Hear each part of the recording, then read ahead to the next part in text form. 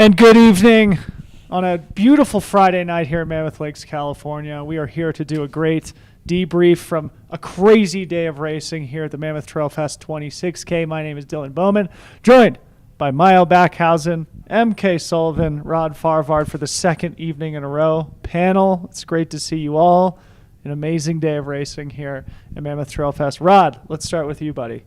You got to chase the lead women up the Dragon's Back this afternoon, so you had a front row seat to some absolutely ripping racing. Tell us what you saw.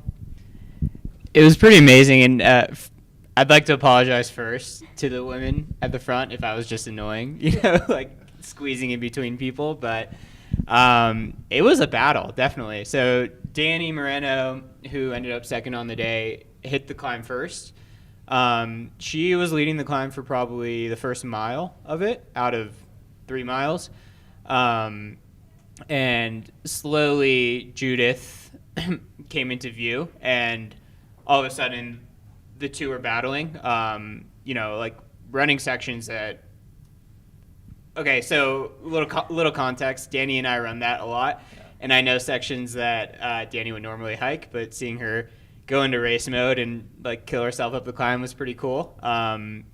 She was definitely pushing, but everything really felt in control on both ends. There was a pack of 3 women about 30 seconds in between each other the whole time of the climb. And yeah, they reached the summit in course record time on the segment, so they were definitely pushing. And not too far behind, we're 4th and 5th on the day, and it was a battle from the top of the summit down. Mael, you were up at the top of the peak there, 11,000-foot Mammoth Mountain, which was about mile 7 on today's 17-mile race course. We were trying to get you to be our on-course correspondent. We had a very brief glimpse of you on the camera where you were bundled up. Tell us about the weather conditions up there. It was fresh, all capitals, yeah. Fresh. It was unreal. The wind up there was the main factor. Like, it was so windy, and that wind just had that like autumn, borderline winter chill on it. Yeah. But what was really cool to see up there was everyone cresting that summit, and just their facial expressions, just their body language. It was, no one was there for any kind of, funfair. It was just race. And it's kind of funny being so involved more so like in ultra running, where people come into aid stations like, hey, how you doing? Like, life's good. We're in the mountains, happy days. Like, pretty much out of the top 10 of male and female, no one existed except for the trail. Yeah. Like, it was just eyes on the trail, nothing existed. The face was a face of, I've just run a VK. I'm out of breath, like slobber on the face. It was quite impressive to see that everyone was just so dialed in to like, I'm getting down this hill now, like time to cook it. Might have been the cold freezing their face in that position, but it could have been. So if you were to be interpreting the body language of those runners and mapping it against the results, does it make sense how things shook out across the day? Like, did Remy clearly look like he was the one in control, or was everybody just purely redlining? I think, no, I mean, like, everyone looked like they were putting in an effort, for sure. Like, and it was awesome, It was just like, I think everyone knew that what was to come was, they really had to be so dialed in for it, and what was behind them was 100% behind them, and just, it didn't matter anymore. Like, it was really cool to see, like, up close and personal, just the attitude of everyone out there. So backing up a step, MK, it seemed like the men's race sort of evolved in the way that you would have expected it, at least up to the top of the mountain and pretty much to the finish line as well. There's a few sort of differences there that we can talk about a little bit later, but maybe walk us through what you thought about those early 7 miles of the men's race from downtown Mammoth to the top of the mountain. Yeah, I mean, as we kind of figured, they went out like bats out of hell. And at the top, Remy was in the lead, and then you had like Patrick, Philemon, Chad, like they were all kind of like behind him pretty close. By the time they got to the top, I kind of assumed, like, because Philemon and Patrick are also very good downhill runners, I kind of assumed that nothing would change much. but Chad was just like hammering. Shredding. I have like the speed at which he came down that hill was like terrifying. He was, and I even thought at some point that maybe the three of them were going to catch Remy because the feed was like just off enough that I kept thinking like, oh my gosh, are they only 30 seconds behind him? It was, the It men's seemed race like was they were. honestly insane. So, like, fast forwarding to that McCoy aid station, we had Sally McRae on the ground, who was an amazing field correspondent today. Yes. Shout out to Sally McRae. But Remy came through that aid station roughly mile 11, and she said that the gap back to Patrick and Philemon was less than a minute at that point. The gap was much larger at the finish line, which we'll talk about in a second. And then similarly in the women's race, we saw All three of Madalena them were Floria and Danny and Judith Yeah. all sort of neck and neck there. So that seemed like a critical moment in the race. Yeah. It seemed like, because McCoy is right. You actually called this yesterday. I did call Yes, it. yeah. I wasn't going to say Yeah. it, so thanks for calling that. Yeah. Is McCoy's right before that annoying uphill, right? Yeah. Yeah. Yeah. Exactly. So, like- I No, you go. I was like, everything broke open, like right there. I knew there was going to be a crux here in the race because everyone is very eager to shred that first bit of the downhill off the backside of the mountain. It's just amazing trail to just let your legs go. But if you're not careful, you got a half-mile section of flatter uphill to deal with in the middle there. And it sounds like I didn't get a chance to get my eyes on it myself as I was still recovering from my effort up Dragon's Back with the women. But, yeah, it sounds like that's where the race kind of broke open. So do you have anything you want to add to that section? Because it was really interesting because at that point, Madalena Floria, Romanian athlete, was in the lead, and we were all thinking, okay, wow, this is really interesting. She's a 1:11 half marathoner. This is probably the fastest final 10K on the course. Judith, more of a mountain athlete,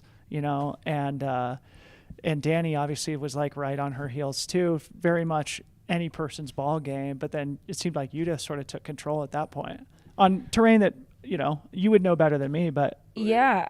So I'm actually not sure about this, but I think that Madalena was in the lead until she got lost. Okay. Because Danny was sure that she was third when I saw her at the finish line. And I was like, no, you're definitely second. And so I think that Madalena may have actually been in the lead until like about a half a mile to go. Yeah, I hadn't heard that she had gone off course. Yeah. Do you know what mile she went off course? I think it was literally in the last like mile or two. Wow. Yeah, so she was in the lead, and then she ended up third.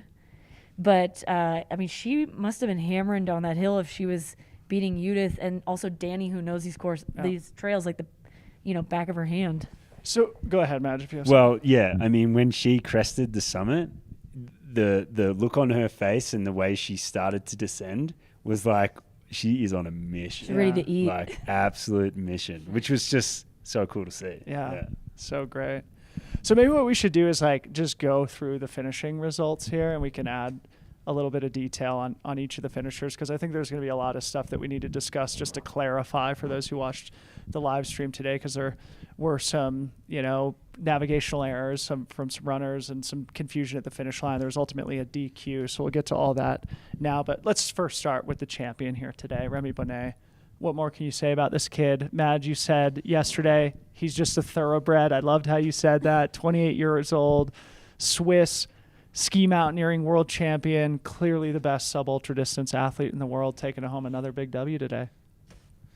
Yeah, I think he'd be stoked with that. Like he looked when he came over the finish line, his expression and the way he celebrated was like this meant something to him, and that's cool because like he could win a lot of races, and to come over here and to still be excited to win this race it's great. Like it's a really good thing. And I kind of felt like this today was the first time this year that he's truly been challenged by someone. Like, yes, Patrick was with him for a while at Pikes Peak, but I think he always knew that he had that extra gear at the end. Mont Blanc Marathon, Eli was kind of close, but I think Eli ran him down. So, like, Remy never really knew that he was there. Like, today, I think Remy was running scared, and I don't know that I've seen him do that in a while. So I thought that was a lot of fun. Yeah. And again, like at the summit when Remy came over, if you look at the summit and how the trail comes up to it, I dare say Remy could have looked back over his shoulder and he would have seen those guys coming up behind him. So he was definitely, as you said, he was definitely running scared. Like yeah, it he was knew they were difficult to get a close. perspective of the gap between Remy, Patrick, and Philemon at the top of the mountain. But man, what an exciting race and another fantastic performance from Remy. Anything you want to add there, Rod?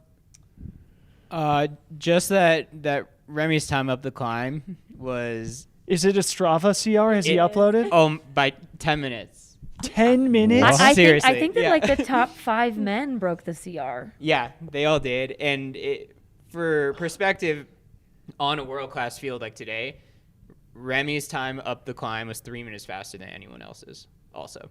So that's a full minute per mile up, a climb where everyone should be like How do you close. compete with that? You can't compete Really? with that. Like, especially if you are moderately good at running downhill, you can't compete with that. If you're 3 minutes faster in a 3-mile climb, Yeah. then If you guys haven't, like, if for some reason you don't know who Remy Bonnet is at this point, like, go watch an Instagram video of this man run uphill because it's like the most smooth. It just looks like he's running on a flat surface. it's beautiful. It's awesome to watch. The knee drive. So It's crazy. to recap, potentially the most startling statistic I've ever heard in trail running history. Remy Bonnet today, 26-kilometer course, about 17 miles with 3,700 feet of climbing. He averaged 7:06 pace. I literally couldn't go to the bike path right now and run 5 miles at 7:06 At pace. altitude. Do we know what his gap was? Oh, his gap is probably sick. Do you know what it was? His gap on Strava is Tommy 5:30. said that 5:28 is his gap time. Thank you, Tommy. Thank you, Tommy. Oh my goodness. All right, so moving on from Remy, that we could speak about him for the entire show, but I think the listeners and viewers get the point at this Yeah. point. The kid is just an absolute beast, and it's going to take a miracle for anybody to beat him at the World Final. And he joined Sophia Lockley on the women's side, both of them winning 3 Golden Trail World Series races this season. Really, really amazing. Second place, we thought was Chad Hall. Who wants to explain this little bit of confusion? You want to do it? Okay, so Chad Hall finished second. There was a lot of people getting lost on this course, especially in the men's field, seemingly. And there was a moment where Chad and Patrick and Philemon were all running together towards the end of the race. And Chad took them off course, I think. And they realized that they were off course. And Philemon and Patrick turned around. And Chad just kept going and then connected to the course a little bit later. And he told the race director, Tim Tolfson, that this had happened just so, like, he could get it off his chest or whatever. And he was later DQ'd for the fact that he did not turn around to go back onto the course, but instead just, like, cut over. So, unfortunate DQ for Chad Hall. I mean, he looked great, though, out there today. He was hammering. Yeah, he looked amazing. I think the results were potentially representative of his fitness and performance out there today. Obviously, you have to adhere to the rules. So, of course, Tim and the team at Mammoth Trail Fest, I'm sure, made the right decision. It's great that Chad was honest about it and brought it to their attention. And, yeah, it's unfortunate. It's part of the game, but shout out to Chad for being honest. And now he has a chance to avenge that unfortunate DQ because he is planning to run the triple this weekend. So he should be in the 50K tomorrow. Yeah, and I think he was only like 2 or 3 minutes behind Remy, which is pretty impressive. Yeah. Yeah. And you said it, Dylan, but just want to reiterate, like, that's amazing integrity on Chad's part to tell the truth here. That's $2,000, he would have won in the race. So good point. I saw your SubHub recap with him, and really funny interaction with Tim at the finish. Chad comes to the finish line, and he's like, "Where am I?" And Tim thinks Chad's just delusional. He's like, "You're in the village, buddy." And Chad's like, "No, how did I went on the wrong trail. How did I end up here?" Basically. So it's a funny little recap. Well, yeah, too bad for Chad, but yeah, those things happen in the race, and it ended up being to the benefit of young Mika Boudon-Rousseau, who one of the races of the day, one of the breakout performers or the surprises of the day. I know you know Mika and his story a little bit more maybe than the rest of the panel. Do you want to speak about it? I was pretty impressed with Mika. I mean, he had a great race at Pikes Peak. This is his second Golden Trail World Series race, but I was standing at the stairs, like right when they were coming into the village, That kid gave it his absolute all. He was coming down the stairs. I thought he was going to fall down the stairs because he was cramping, like holding his hamstring. And I was like, oh no, I don't want to see a broken arm like a half a mile before the finish. And he got up and he kept going. And I was like, let's get it. And somebody told me that he was like down by the finish line for a while. At the finish line, yeah. So like big day for him. And he earned it. Like he worked his ass off for that performance, seemingly. 23-year-old kid. Fresh out of Stanford University, my backup school. I was going to. I love that. And just such a nice dude. Yeah. Like, so great to have someone like that in the sport, and an up-and-comer. Because we had a chat with him. There's a pre-race interview with Mika. Just such a lovely guy, just ready to get after it. That was the longest time he's ever raced, I think. I think right? so. I think that's what he was saying in the recap. And so, I mean... And he was sitting there along with Lara Hamilton in the pre-race interview, and they were both just saying how much they learn. Yeah. They just consistently learn at every race. They learn. They find out more about themselves and the sport. So I'd love to hear what he learned. What did you today. learn? I have a feeling it has to do with like hydration or fueling. It'd be so good to hear it. Yeah, and he's really paving the way for a lot of people, I think, that are finishing college, wondering what path to go. And he's making it obvious that it's not like trail running isn't just a washed up road runner sport. Because like if that was the case, he'd be winning all these races, winning, yeah. right? Yeah. So it's cool to see him picking up new skills, learning, understanding that this is a really hard thing that we're doing as trail runners. And there's a lot of respect to be earned by people who are coming and running 28 minutes in a 10K off the track. Yeah. Yeah. The thing that I would love to see is Mika now go to the world final. Is that a possibility, this being the only Golden Trail race that he's done this season? He did Pikes Peak. Oh, Ascent. you're right. Yeah. So he has 2 events. So technically, he would just have to pay his own way. But fortunately, he's a sponsored athlete, so Brooks might get him there. Let's I don't know. go, Mika. But I Let's hope go, so. Brooks. Pick Yeah. up the tab, Brooks. please. Run happy, pay happy. Let's go. Get it. I believe that's how it works, is that if you run 2, you have to pay your way. If you run 3, you Right. get support. So I think he was 8th at Pikes Peak, is that right? He was Or- top 10 for sure. yeah, but so I can't think he remember was where. around 8th. We can confirm that.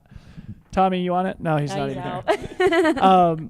Anyway, but so 3rd at Broken Arrow, top 10 at Pikes Peak, and now 2nd here. Awesome season for Mika. If he goes and puts an exclamation point on it at the Golden Trail World Final, that would be a, Rookie of the Year candidate season Yeah, there definitely. for Mika. Free trial. Are you doing free trial rookie of the year? Oh, of course we do. We do it every year. Excellent. Get on free trial. Okay, we should probably bang through some of these quickly so we don't spend all night here in the studio. So Roberto De Lorenzi, so 2 Swiss athletes in the top 3, also a 26-year-old. Sam Hendry in Big 4th. day for him. Yeah, trail team has 2 men in the top 4. So another storyline we've been talking about all weekend. Daniel Osan's in 5th, Eli Hemming in 6th, Daniel Pattis in 7th. Philemon and Patrick came in 8th and 9th. Andy Wacker coming through to round out the top 10. So opening it up to the audience here, any comments you want to make about the rest of the top 10 here before we transition to the women? It's a lot of great names, a lot of great performances. But Yeah, the men's race was kind of all over the place for me. Like Yeah. and I'm sure that they feel that way too, but a lot of surprises, I think. Yeah. Yeah, I think a big storyline for me is just how altitude doesn't seem to affect some of these runners. Yeah. They're not coming from altitude yet. They're still smashing it on these courses. It is interesting, right? Like Yeah. the Europeans don't feel like they're as impacted by altitude. Maybe it's just Definitely. because what we have isn't as steep Steep, as what they yep. have. Yep, Yeah. I think that's it. I'm just looking at the results here, and just things that are jumping out to me is the youth of the field, right? Yeah. Remy wins, he's 28. Philemon's the youngest in the top 10 at 21. Andy Wacker's the oldest in the top 10, finishing 10th at 34 years old. And So- the only other person that isn't 20 is Patrick at 30, Right, or in their 20s. Yep. Yeah. yep. So yeah, to your point, 8 out of the top 10 in their 20s. Pretty interesting. All right, transitioning to the women now, shall we? Yes. So, of course, actually it was MK, I think, who said coming into the race and last night's broadcast, I think, that you consider Judith to be the favorite in today's race. Yes, but Turned I out. thought Danny was going to be a real Yeah, possibility you too. you did call that, didn't you? Yeah. You and Rod were both spot on with your predictions last night. So maybe just starting with that 1-2 duo, if there's anything you want to mention about those performances, anything that impressed you or surprised you? I mean, it honestly seemed like Judith and Daniela and Floria really duked it out all day. Like, there was never a moment where it was like, oh, Judith's going to win it or Danny's going to win it or whatever. And it's unfortunate that Floria got lost, but like, what a race. That was so exciting. I remember walking into the room here after being done with my jobs out on the course, and I was like, oh my gosh, like, Danny is winning right now. And then somebody was like, no, it's Floria, no, it's Judith. Like, nobody ever knew who was in the front, and like, that's what you look for in a sub-ultra race. That's the competition that we're here for. Yeah, and it was only, 45 seconds, 50 seconds at the end between the two of them, between Judith and Danny. So Danny, one of the things I said on the broadcast infinity times this morning is just repeating that she had said in our interview with her that she wanted to go Hail Mary mode today. Like, and she mentioned herself that she's typically known for being conservative in the opening miles of a lot of these races, and she was certainly not conservative, as Rod said. She was the first to the bottom of the climb, second by the time she got to the finish line here in Mammoth Lakes. And one of the things I commented about on the broadcast is just like, it's so impressive when these pro athletes can be successful racing in totally different styles. Yeah. Yeah. And I mean, Danny obviously has a lot of experience in the sub-ultra space. So I think, like, when she and I talked about it in the 2 weeks leading up, she was like, it just sucks because I've been training for like a 6-hour effort. And I was like, dude, this is like in your DNA at this point. Like, not only is it on your home course, but you have run so many of these efforts and you've raced these women, you know how they race, like, you're going to be fine. Yeah. Well, it's kind of funny too, because you really put that label on yourself, like, I'm a conservative runner, or I'm a runner that goes out hard. Like, who determines that, right? That's totally up to you, and you just got to try all these different strategies in order to see what would stick. Like, I don't know, maybe Danny would have had the exact same race if she took it out conservatively. I think, like, in the end, you're just fit and run how you're going to get that best result. And I think racing is you know, something that you should be thinking about strategy-wise, but in the end, like, we're time trialing out there, and whoever's fastest is going to cross the finish line first. Yeah. So an amazing race, 1-2, Judith Wider and Danny Moreno. Judith 2:18.21. Danny, again, less than 50 seconds behind, 2:19.13. Third place was Madalena Floria, a new name to me, Romanian athlete. She led most of Sierra Zinal's climb Right. before kind of falling back, but she still finished in the top 5, I believe. Yeah. But I think she was 7th. I think Katie, that's what Katie said on the Yeah, broadcast. yeah, okay. So anyway, an amazing result for Madalena Floria, 7th at Sierra Zinal, now 3rd here at the Trail Fest. And even, I mean, she had a chance to win if she hadn't gone off course there late in the race. So, and then a name who I've been talking about a lot this weekend, and I'd love to open it up to the panel, on Anna Gibson, man. What another Rookie of the Year style season from her, winning the VK at Broken Arrow, 2nd in the 23K behind Allie Mack at Broken Arrow, 3rd at Pikes Peak Ascent, now 4th here. She was injured in the middle of the summer. Consistency. yeah, and I think the nice thing, it like kind of ditto to what Rod said about Mika in terms of Anna. Like, she's showing up here, getting 4th place, and like, that woman is a national class 1,500 meter athlete. Yeah. Like, she's no joke. And she's still finishing 4th in a trail field. Like, this sport is at such a higher level than I think that people give it credit for. But like, Anna still had a standout day. Yeah. Like, that was huge for her to finish 3rd last week and 4th this week in her first real season as a trail athlete. Yeah, it's such a good point. It's like almost reminiscent of Max King back in the day when he made the Olympic trials final in the steeplechase while he was one of the world's best trail runners. So maybe Anna Gibson will be the next Max King. That's a good thing to aspire to. that's isn't not it? They were running I together think she today. beat Max King today. She Shout We out love to you, Max. Max. We love you, Love you, Max. Max. We love you. Madge, anything you want to add there? Yeah. I think what stands out is just how close that top 10 is. Yeah. You know, like you look at the finishing times, and then you've got like if you just look at the hour and the minutes, there's just like minutes separate 3 positions in that. Yeah. And, like 1 minute will separate the next 3, another 30 seconds will separate the next 2. And it's just like, whoa, Yeah. so close. Like that's someone falling over. And that's another position you lose in a way. Yeah, it's never letting up. Was Yeah, it on totally. like 4th at Challenge Selena too? Also? Right, I She think made third. some podium, yeah. Podium. Okay. Wow. Amazing season. And overall with the male and the female, it's just great to see the spread of countries that are represented. Totally. I think that's right. I was actually just going to say that. So of the 6 podium positions, we had 3 Swiss athletes. 3 Swiss athletes. So between Judith, Remy, and Roberto. So. Yeah. Okay, so maybe ticking through the rest of the top 10 like we did with the men, and then we'll open it up for a little dialogue here. Malinosa, amazing run from her in 5th. Sylvia Nordskar, they were battling throughout the day. Sylvia Nordskar, Norwegian, in 6th. Tabor Hemming in 7th. Elise Ponce in 8th. Ali Ostrander in 9th. And Rachel Tomaszek in 10th. Comments? I was so impressed, like watching Malin and Sylvia finish, kind of talking about like what you were saying earlier. Like, are these athletes not affected by altitude? Like Judith and Danny crossed the finish line and they were just like done for because they'd been racing all day. And these athletes, like obviously they're tired, but like if I lived at sea level and tried to race this hard, I think I would be gassed. And they're like crossing the finish line, they're like, "We did it! Like great job, guys!" And I'd be like on the ground. Yeah. How many of those athletes raced Pikes Peak? On the Okay, women's this side, is a good. acclimated. Thanks for bringing that up. first, Okay.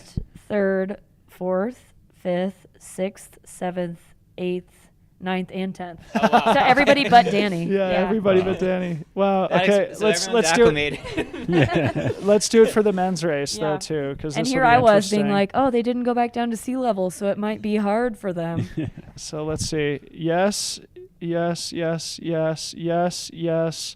Daniel Pattis run? I don't know, but maybe. He's Italian. He must have ran. Yeah. He would have. So we'll okay. Okay. So we think Daniel Pattis also ran. Philemon, yes. Patrick, yes.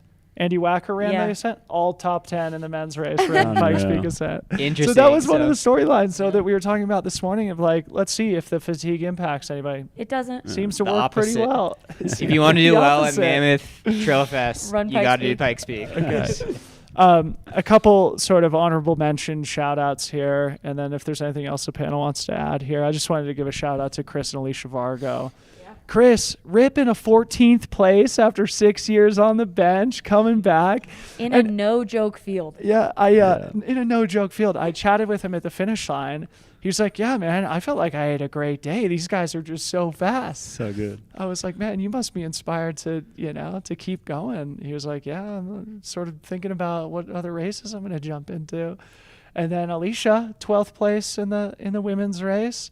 Also, coming off a really long hiatus from racing. It's so cool. Awesome. I So love good. it. Yeah. So good. Yeah. Yeah. Any other comments from performances today that we've missed before we look ahead towards tomorrow? I don't think so. It was a wild day. Yeah. It was an awesome day. Yeah, an I loved awesome it. day. A little confusion, some DQs, that kind of stuff. It's just still It's the nature of the sport. nature of the sport, second year event, things are bound to happen. Everybody has a good attitude, trail culture to the core. Great day. Tomorrow, 50K starts at 7:30 a.m. Pacific time. Our very own MK Sullivan will be on the start line. So I think that's it then, right? Yeah, we can Wrap it up. Wrap it up. MK's in. So, Rod, you ran the 50 last year, or did you? I ran the 26 last year. and the VK and the no, Just okay, 26, just the yeah. 26. Yeah. All right, so let's talk about the course a little bit because I don't have it up in front of me. I don't think we have a graphic for the audience. So if you two could together paint the picture for what the course is going to look like tomorrow. Than I am. Yeah. I can walk through. So it essentially starts in the same way as the 26K. You'll go up around mile 3, a little bit higher than you would normally in the 26K. But on the way down, when you hit the first lakes, instead of going straight to the climb of Dragon's Back, you'll go up Panorama Dome, which is a pretty iconic spot in Mammoth.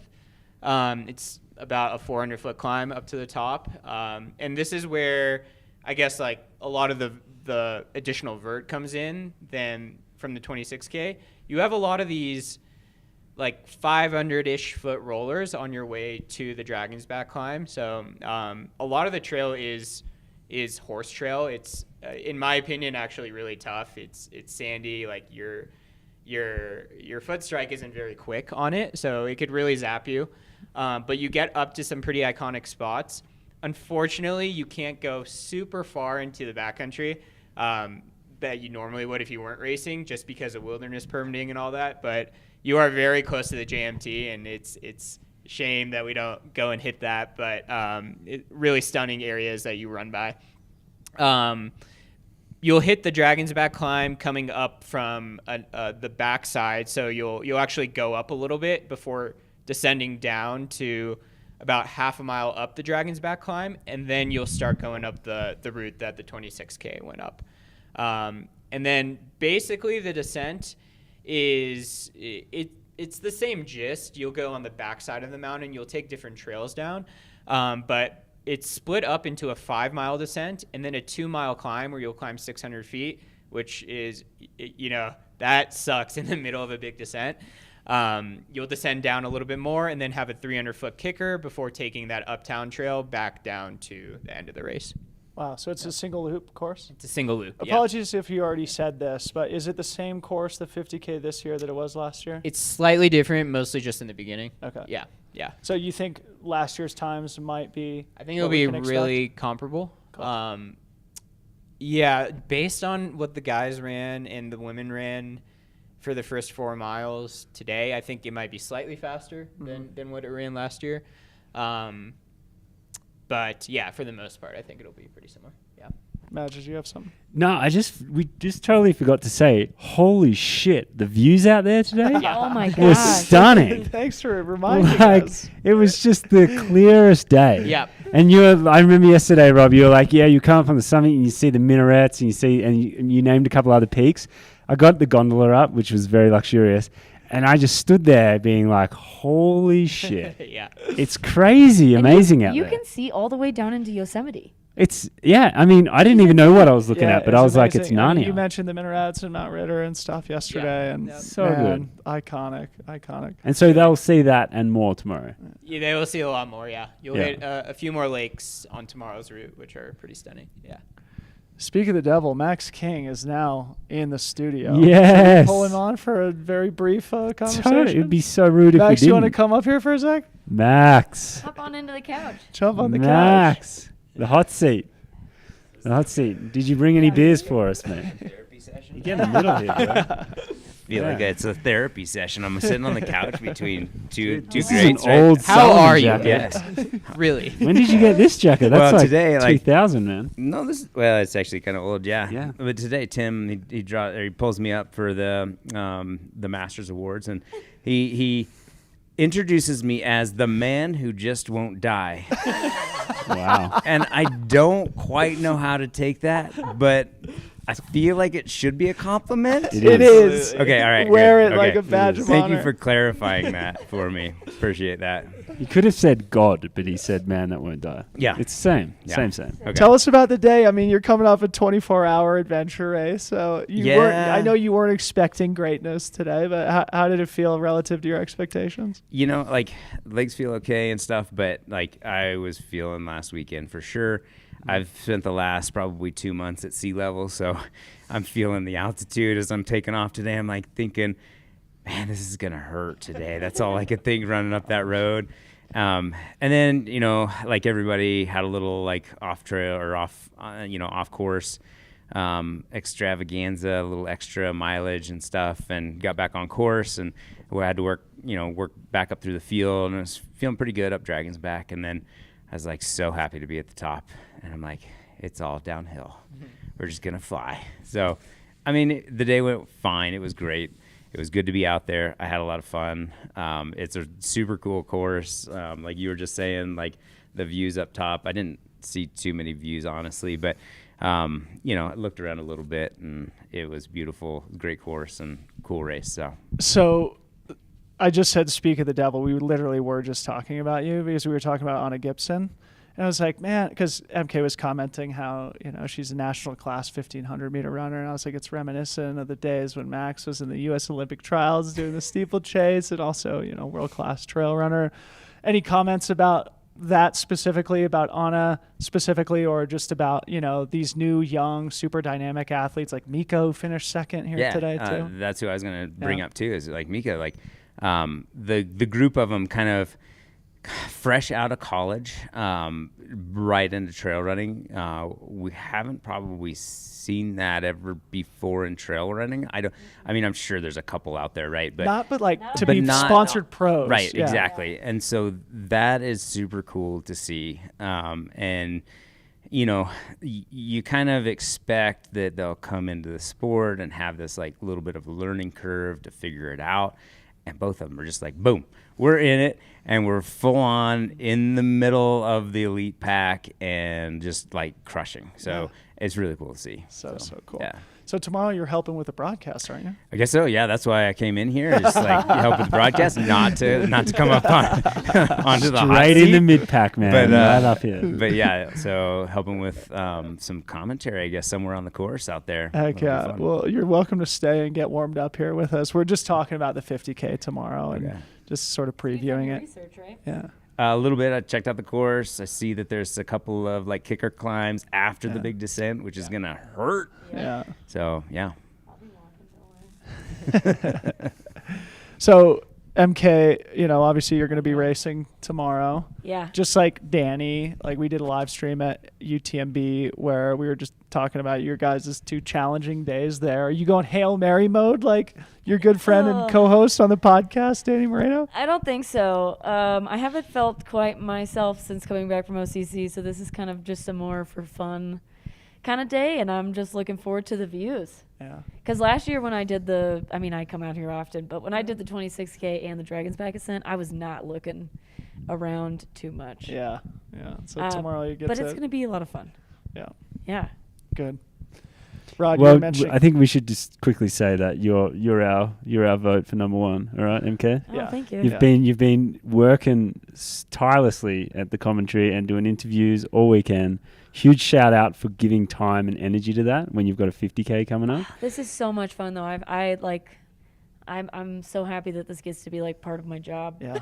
Giving back, I think, is just huge. Giving So back. thanks, MK, and have a sweet as race, mate. Thank you. And then the beer mile afterwards, it sounds like. Yeah, that's what that's what I'm really ready for. Actually, I'm not at all. I don't think I've had more than 1 consecutive beer in a long time. You don't stand a chance against your boy. hurt. Oh, do you want to know what my PR is? Because it's bad. Tell me. It's like 17 minutes. Is that? Yeah. Okay. And I could I'll do tell 3 you- beer miles in that time. Yeah, I'll tell you that the running time is 7 minutes. Yeah. The beer is the you rest gotta work of it. on your drinking. Max, Max- what's your PR?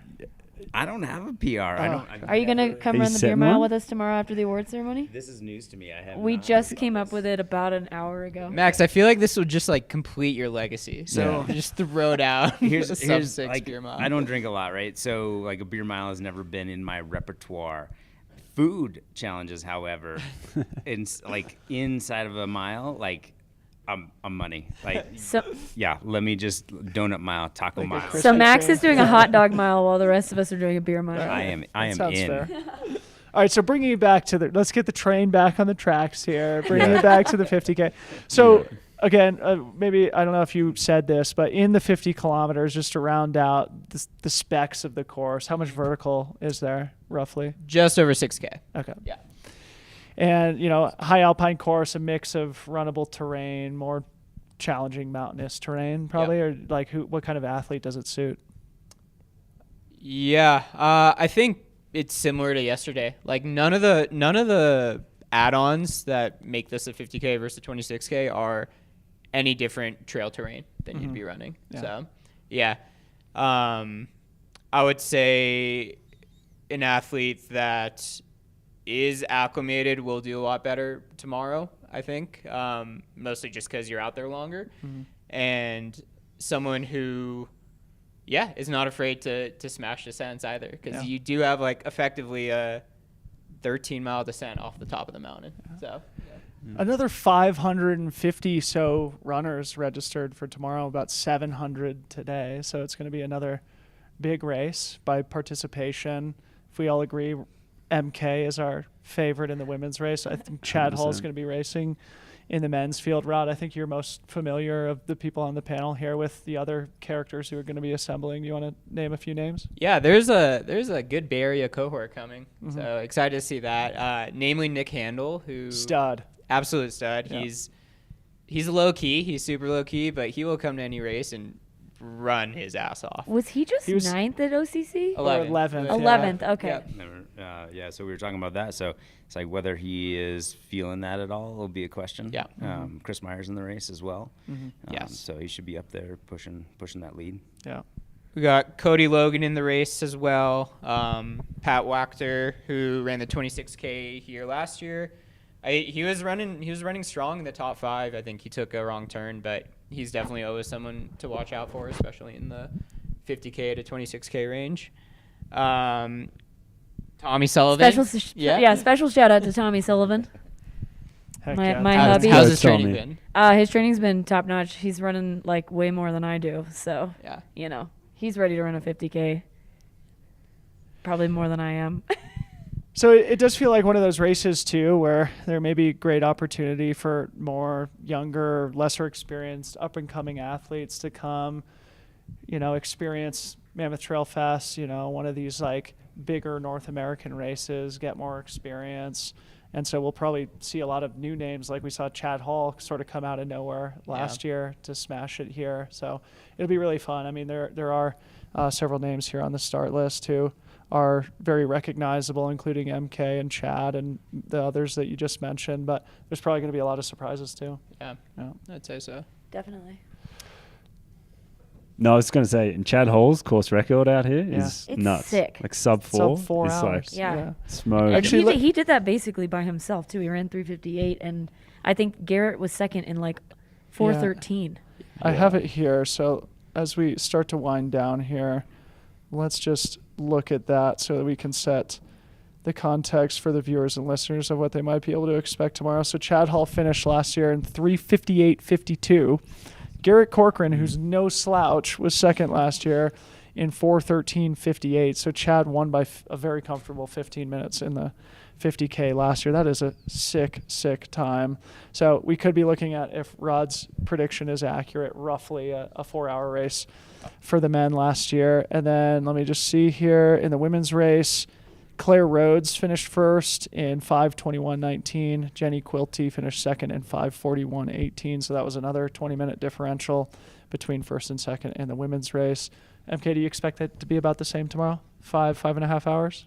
Yeah, I'm hoping to maybe be a little bit closer to 5 hours, but who knows? You're up at 8 to 11,000 feet, so it could feel a lot different when I'm out there tomorrow. Yeah. Any closing comments from the panel here before we wind down? It was an amazing day of racing. It's fun to sort of recap everything and look ahead towards tomorrow. Any final thoughts? I'd say just get some sleep so you can be up for that 7 a.m. start time tomorrow. Practice what you preach, man. I'm You're gonna the one go. out I'm gonna here go smash some doing a raviolis and live go to stream. bed. Cool. Well, we appreciate all of our viewers for tuning in and hanging out with us here this evening. Hopefully it was fun and valuable. On behalf of the panel, good luck to our friend MK. Go MK. Go MK. And Thank all, you. MK. all the other runners tomorrow. Again, we are going to be back here in studio at 7 a.m. Race starts at 7:30 a.m. I think we're going to be broadcasting well into the mid-afternoon, 2:30, 3 p.m. in all likelihood. We're going to do another recap show around this time tomorrow night, about 6:30.